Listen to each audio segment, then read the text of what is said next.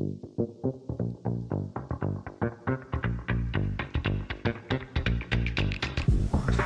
everybody, today I wanted to go over something that's pretty unorthodox and it may turn some of you off, but I thought it's a topic no one's ever really talked about, probably for good reason.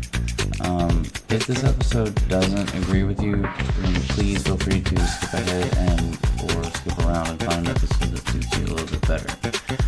As always, Music thank you for your support, licensing and reimagined. let's get started. So let's start off with a bit about bipolar, and then we'll get into a bit about astrology, and then we'll give some examples on how each sign relates to mood disorders. Sound fun? Cool. Let's get started. So, by definition, bipolar disorder, formerly known as manic depressive illness, is a mental health condition characterized by extreme mood swings that include emotional highs and depressive lows. Or mania and hypomania, or lows and depression. There are three distinct types of bipolar disorder. The third one isn't technically called bipolar 3. It's called Music licensing reimagined. disorder. I think I said that right. But that's the one where most people think of when you think of bipolar. That's what you're thinking of. The real highs and real lows, like rapidly. Bipolar 1 is marked by severe manic episodes that last 7 or longer days, by manic symptoms that are so severe that immediate hospital care is needed. Depressive episodes occur as well, typically lasting at least 2 weeks. That's what I have. I go really high and then I drop really low. And it's anyway, bipolar disorder 2 is defined by a pattern of depressive episodes and hypomanic episodes, less severe than manic episodes without the full-blown manic episodes seen in bipolar 1 disorder. So they hyperfocus. It's almost like ADHD in a way, in that they find something that they fixate on, and that's all they focus on. I can't speak too much for bipolar disorder 2 because I don't have it, and so there's still parts of it that I don't understand. But as far as I understand, that's kind of the way that it's been described to me, at least. I just know how bipolar 1 is. Bipolar 3 is, again, what you would think of as, like, when people say, oh, you have bipolar, this is what they're talking about. It's periods of hypomanic symptoms, as well as periods of depressive symptoms lasting for at least 2 years. 1 in children and adolescents. Symptoms do not meet the diagnostic requirements for a hypomanic episode and depressive episode. Other specified and unspecified bipolar and related disorders. Bipolar disorder symptoms that do not match the 3 categories listed above. So basically there's only 3, but there are other symptoms that you can have symptoms of it but not actually have bipolar, I think is what they're trying to explain there. Okay, so a little bit about astrology. I told you this was going to be kind of a weird episode, or a little bit different, just because I need more content. I need you guys to give me some more advice, or at least tell me what it is you want to hear. And my girlfriend's really into astrology, and I thought it would be kind of fun to see how those two things might correlate. If they do correlate, and if so, how they do that. So if there's any listeners out there that are really into astrology and might have some kind of like insight into this, maybe you could get into the community, leave some comments, or send me an email or something, and maybe we can do some chit chat. And I'd really love to hear about that. Okay, so astrology overview. By definition, astrology is a belief system that suggests a relationship between the positions and movements of celestial bodies, like stars and planets, and events on Earth, including human life and personality. The key components are the zodiac signs, which are the 12 astrological signs that are believed to represent different personality traits and tendencies. The birth chart, which is a map of the sky at the time of the person's birth, detailing the positions of the sun, moon, planets, and other celestial bodies. And then the planetary influence. Each planet is believed to govern different aspects of life and personality, such as communication, which is Mercury, love, which is Venus, and aggression, which is Mars. Connections and beliefs. So astrological influences on mental health.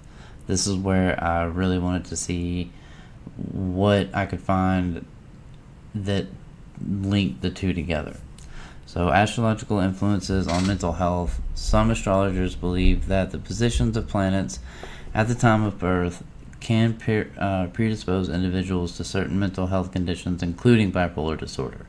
Moon cycles. Moon cycles believe that the moon ruling emotions can significantly impact mood swings, potentially exacerbating conditions like bipolar disorder during certain lunar phases. Planetary transits.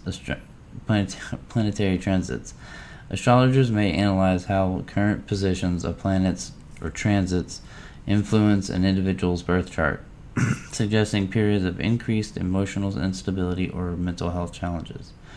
The zodiac signs and mood disorders. So this one I broke down by just a little bit by each sign. So Gemini and Pisces, often associated with duality and adaptability. These signs are sometimes linked to the mood swings and characteristics of bipolar disorder. Cancer and Scorpio. I'm a double Cancer and a Libra, so this hits me a little bit. I'm all air and water. Water signs associated with deep emotions are believed by some to be more susceptible to intense emotional experiences and potential mood disorders. Capricorns. Some astrologers argue that Capricorns might experience intense highs and lows due to their ambitious and driven nature, potentially reflecting bipolar tendencies. So then I broke it down a little bit more by the different signs. It's like Aries, known for their energetic and impulsive nature. Aries individuals may experience intense bursts of enthusiasm and irritability. Their assertiveness can lead to frequent mood changes, making them prone to emotional highs and lows. Connection. Aries' tendencies for impulsive behavior and rapid shifts in energy can be indicative of manic tendencies and mood instability. Sorry, I had to move my mic there for a second. It's getting a little off track. Okay, so Taurus. Description is steadfast and patient. Taurus individuals are often resistant to change, which can lead to prolonged periods of low mood when their routine is disrupted. Their need for stability can cause significant stress when faced with uncertainty. Connection. Their stubbornness and resistance to change in Taurus can contribute to depressive episodes, especially when their sense of security is threatened. So Gemini's description, often associated with duality and adaptability. We talked about that a minute ago. Gemini's can experience rapid shifts in mood and thought processes. Their lively and communicative nature can quickly turn to restlessness and anxiety. Shout out to G-Eazy. Connection is the dual nature of Gemini is sometimes linked to the mood swings and characteristics of bipolar disorder, reflecting their ability to switch quickly between different emotional states. Cancer. Again, Cancer is a big one for me. Deeply emotional and intuitive, Cancer individuals are highly sensitive to their environment and the emotions of others. Their moods can fluctuate significantly, influenced by their strong connection to the moon. Water signs like Cancer associated with deep emotions are believed by some to be more susceptible to intense emotional experiences and potential mood disorders such as depression. Leos. Descriptions are confident and dramatic. Leos experience emotions intensely. Their need for admiration and validation can lead to mood swings, particularly if they feel ignored or unappreciated. The connection is Leo's dramatic and passionate nature may lead to to emotional extremes, resembling the high highs and low lows seen in bipolar disorder. Virgos. The description: analytical and meticulous. Virgos are often overthink and worry, leading to anxiety. Their perfectionism and self-criticism can contribute to prolonged periods of stress and low mood.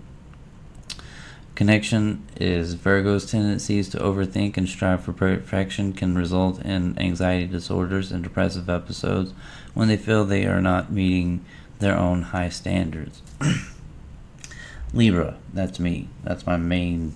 I'm not big on astrology as far as, like I said, I don't know all the ins and outs of it. My girlfriend could explain it to you way better than I am. I just know that I'm a Libra and a double Cancer. I think like Libra rising, Cancer moon, Cancer something. I don't know, but I'm a Libra, Cancer. All air and water. So anyway, Libra, the description: striving for balance and harmony. Libras can experience internal conflict when faced with indecision. Their need to maintain peace can cause emotional fluctuations and anxiety. The connection is Libra's constantly search for balance and harmony can lead to mood instability and anxiety, especially when they struggle to make decisions. And Scorpios. Description is intense and passionate. Scorpios feel emotions deeply and are prone to periods of emotional extremes. Their secretive nature can lead to internalized stress and mood disorders. The connection is the emotional intensity and depth of Scorpios make them susceptible to mood swings and depressive episodes driven by their profound emotional experiences.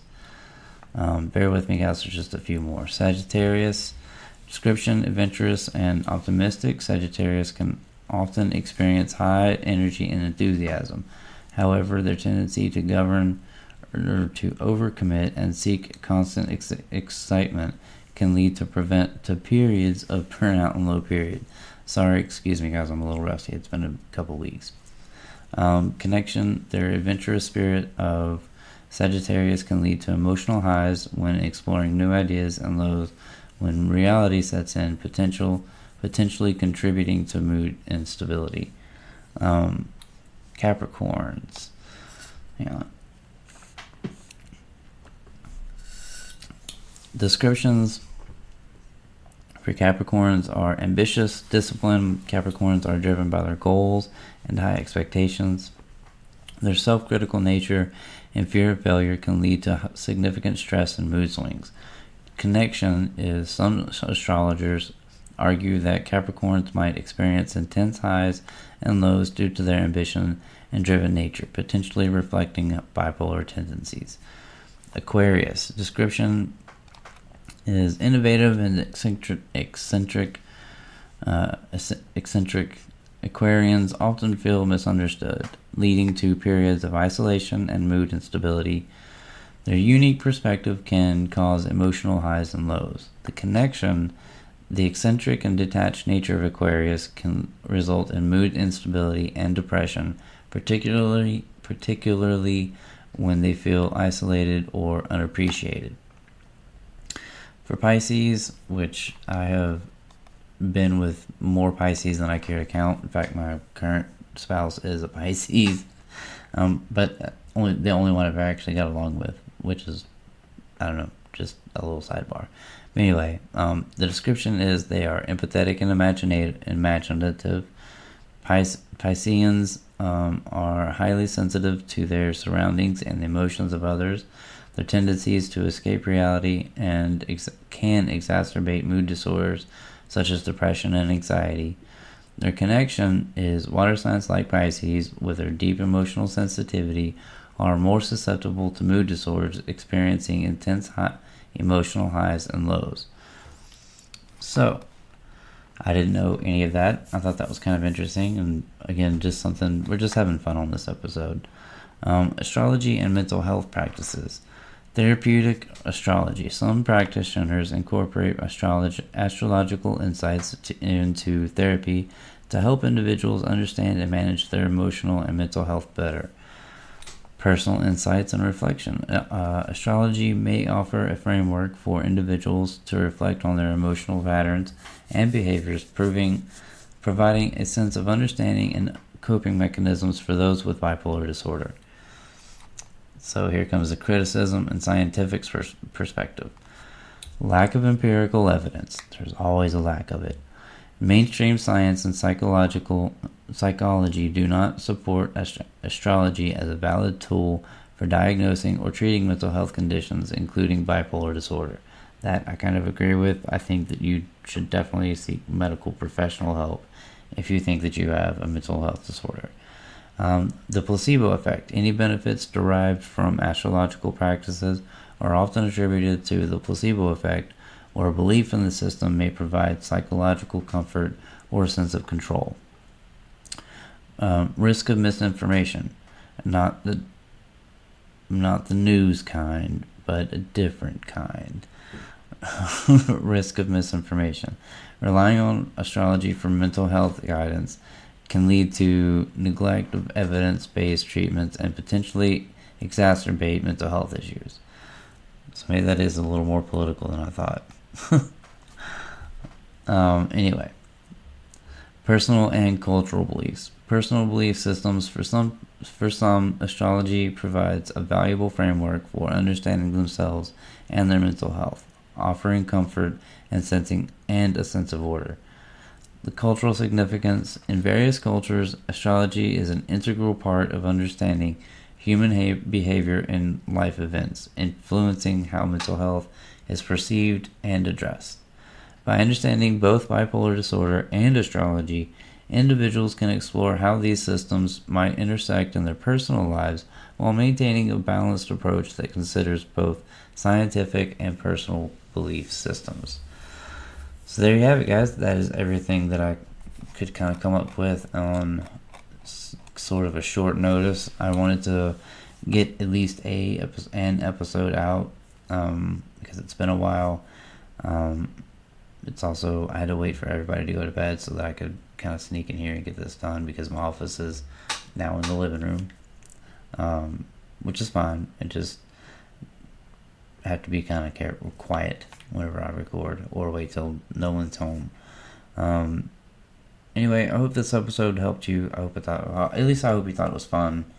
I want to start doing some episodes that are a little bit more lighthearted, not just so depressive all the time. Just because we talk about the depression side of it so much, I like to talk about the fun, the good sides of it, because there are upsides to having mental health issues. And understanding that is going to be one of the ways that we help break that stigma of negativity surrounding our mental health issues. If we can make a joke out of it, if we can make light of it and understand it in a way that it makes other people understand it that way, then I think that's a step forward in breaking the stigma. Again, if you're new to the channel, hit the like and subscribe button at the bottom. It just helps the community grow and brings more people into the fold. If you don't want to do that, that's perfectly fine. Please at least share the video so that someone else might be able to reap the benefits. Even if it's not this episode, any of the episodes, there's tons of them on here to watch.